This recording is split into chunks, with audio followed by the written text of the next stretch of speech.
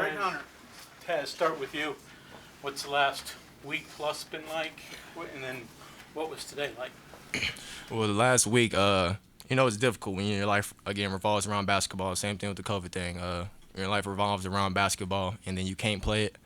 It was, I was rooting for my teammates. So, like, last game, I was there rooting for the teammates, I knew I was going to have to come back and have a strong game, get out this losing skid.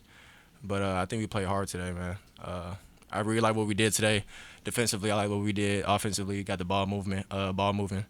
Made some free throws. I missed two, but yeah, I think we did real good today. That's all I can say. I'm proud of my team. Tired at all? Headaches at all? On the court today, what was that? Did you go through any fatigue? Oh yeah. I say within like the first 2 minutes I got tired, but as an athlete, like you find a way to push through it. Especially at this level, you should know how to play while you're tired. So one thing I was trying to make sure of is that I can get my rest intervals. Like I wasn't going to try to stay out there 10 minutes straight. Get like 5 to 8 minutes, get one. Then my Seth Wilson came to play, Kobe came to play. Proud of my guys though. Taz, was that the first time you've gone through a concussion? And if it hasn't, was this like anything similar you experienced? Anything like this before? Or? This was my third one. I had one in high school, like my junior year, and I had one here 2 years ago, like in November. But each one is probably like progressively like worse.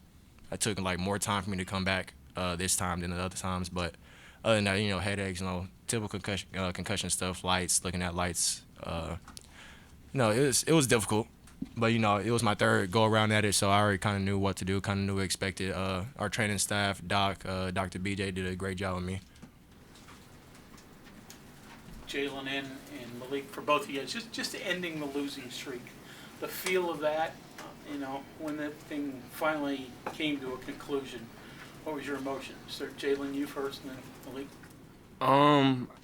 I would say, like, personally, I've never lost that many basketball games in a row in my career, so like that was really frustrating. But I'm just happy that we finally came to play. We put it all together for 40 minutes. Like I couldn't be more proud of this team. You could just see it that we had the will to win tonight. Now we could like finally like smile now and just be happy. It was a good team win today. I don't think anybody on the team ever lost 7 straight games in a row. So, that was definitely hard for us. Like, it was definitely, like, a mental thing. We was going through it, honestly. And, like, every day at practice, we're just thinking about the next one we got to get. So, I'm glad we came out to play and we got the win. You mentioned the will to win. How do you bottle that moving forward? We just got to keep the same intensity no matter if we're playing here or playing away. We got a big one coming up on Saturday in Stillwater, and then we're straight to Manhattan after that. So we got to come out with that same effort and enthusiasm, and hopefully we steal 2 on the road. Malik, what was it like to have Taz back? What's he provide on the floor? Man, you do it all, bro. Professional scorer right here. That's all I can say. Y'all know how much we need him, so I'm glad he's back. Underrated playmaker as well, 6 assists.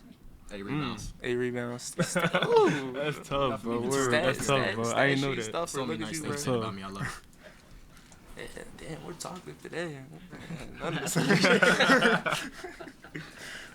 you guys to go through this past month, like Greg said, with the losses, and then obviously COVID and concussions and frustrations felt by other guys on the team over other things. If you guys were to be able to kind of turn this around now all of a sudden and go on some kind of run, what kind of story would that be for this team? Would you have ever been involved in anything like that before? No, the only year I would have been close to doing that was 2 years ago before the Big 12 tournament shut down. I think we was really going to get on the road there. But once we do turn this around, I feel like it's going to shock a whole lot of people. Mm-hmm. It's going to shock everyone. Even though we know what we can do, the coaching staff know what we can do, some of the fans, some of West Virginia know what we can do, but in terms of the world, we're going to shock the world when we do. Anybody up there, you changed lineups tonight. I don't know if it's a small thing or if it means anything about the outcome, but that was different. The outcome was different. Is any of that related? It's people do different things, you know. Like we have a diverse group of guys. So at one moment you may need one player's talent, you know, for one game, and then another game you might need another player's talent, you know. But one thing I could say is that everybody that got in the game played with enthusiasm and intensity.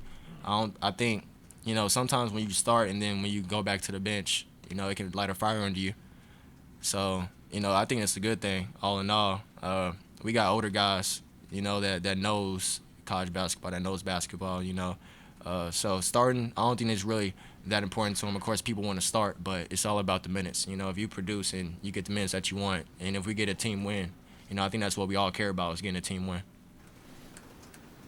Jalen, it felt like in the first half, a little more intensity on the boards from you and some of the other guys getting there. Point of emphasis, who you're playing, right? And Taz, whether you agree or not, I guess. Well, I've been dealing with like a little busted knuckle, so I haven't really been able to grab the ball. And there comes a point you just gotta be a man about it and just go try to get the ball, or at least try to tap it out to one of your guys. So that's what I was trying to do.